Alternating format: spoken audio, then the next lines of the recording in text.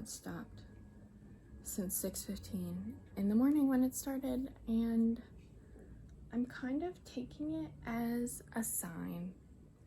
Oh my god, there's so many bugs. Why are there so many bugs? I'm kind of taking it as a sign that my time here in Ahmed is done. So I started packing. I messaged a ferry company seeing if there is a ferry.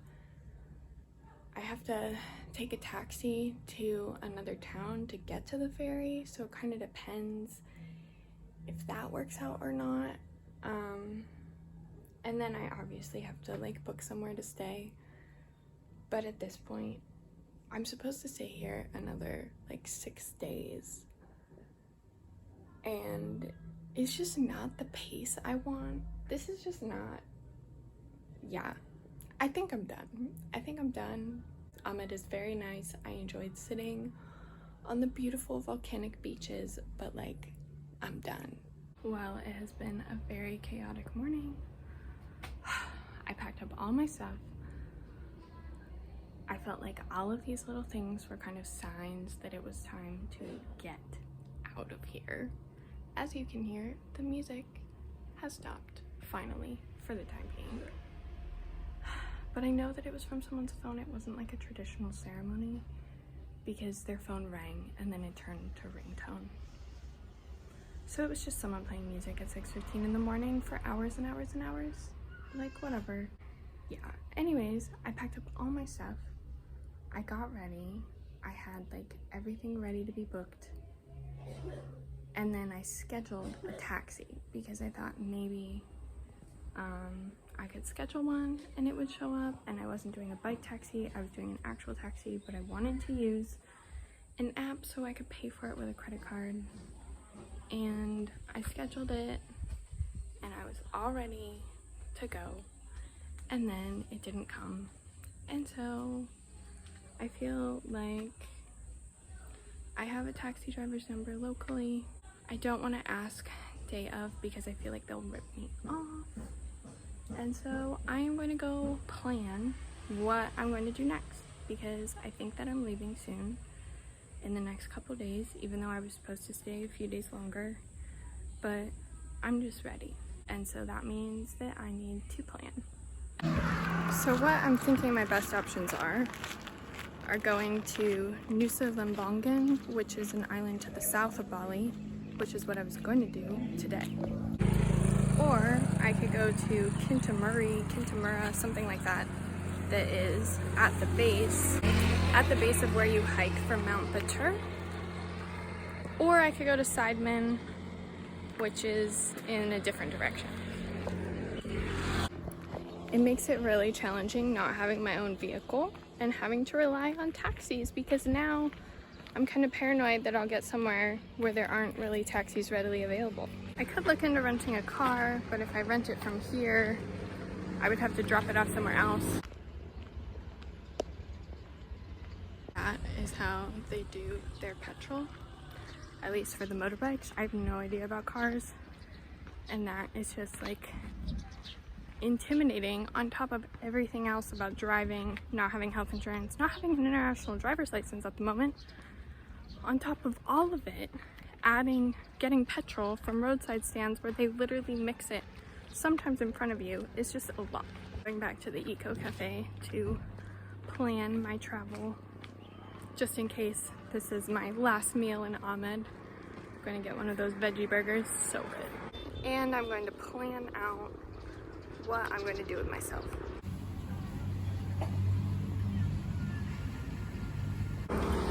Okay, I ate some food, have had some time to think and get some plans together, and I feel much better. This trip does not look like what I thought it was going to look like, but then again, when does it ever? I feel like traveling and traveling spontaneously means you don't really figure out what you want to do and what you don't want to do and what problems you'll face until you get there. So 'tis the life of traveling the world on a whim.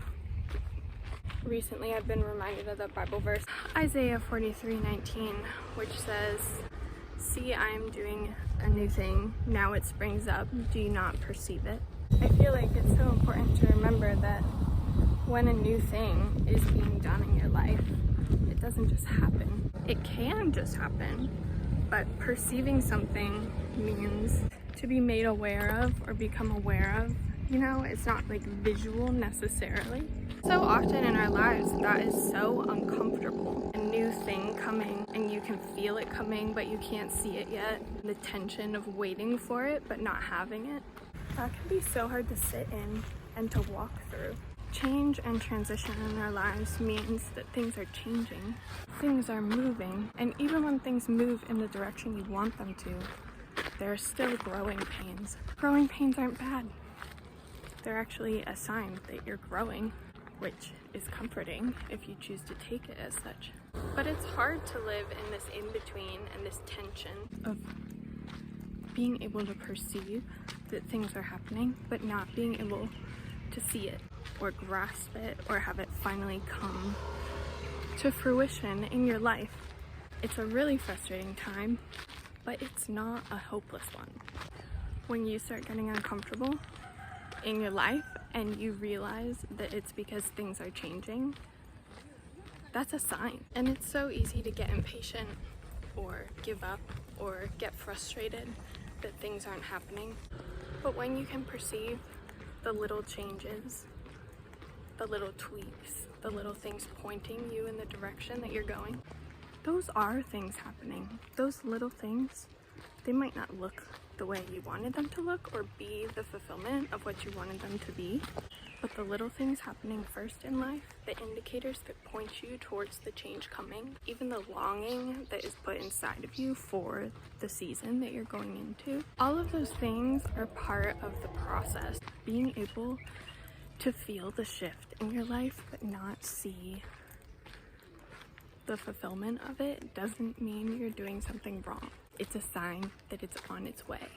You can actually take comfort in the fact if you see the little things adding up, but not the thing that they add up to yet. That is you perceiving the new thing that God is doing in your life, the new thing that's coming. And it's good, even if it's hard to wait for, even if it's hard to have patience with. A new thing is on the way, but it's not a destination, it's a process. And I think that's part of the reason why I'm feeling the way I am right now, especially the past week, but even looking forward to the next couple weeks still in Bali. There are all of these little things in my life pointing in a new direction, and I know that it's coming, and I can feel myself moving that way, but I can't actually see it yet. It definitely grows your patience. Growth is rarely fun, but so necessary. And it helps to ease the discomfort of the transition, the stressful in-between, when you know what it is. If you can recognize that all of these little things, little changes, little uncomfortable things added to your life are actually you perceiving something new, then it gives purpose to your pain and purpose to your waiting, and it makes it easier because you know that you're on the path to something new. You know that you're on the path to fulfillment. And even if it's painful, it's got purpose.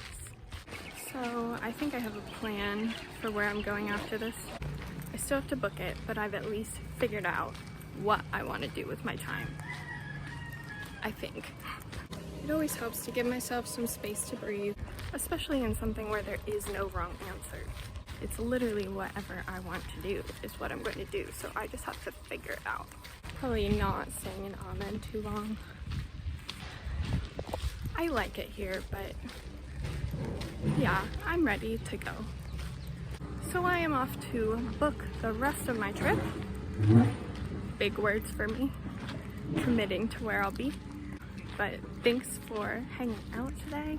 Don't forget to look at the little places in your life that are changing and ask yourself, maybe you're actually perceiving the new thing that's coming. I'll see you in the next one.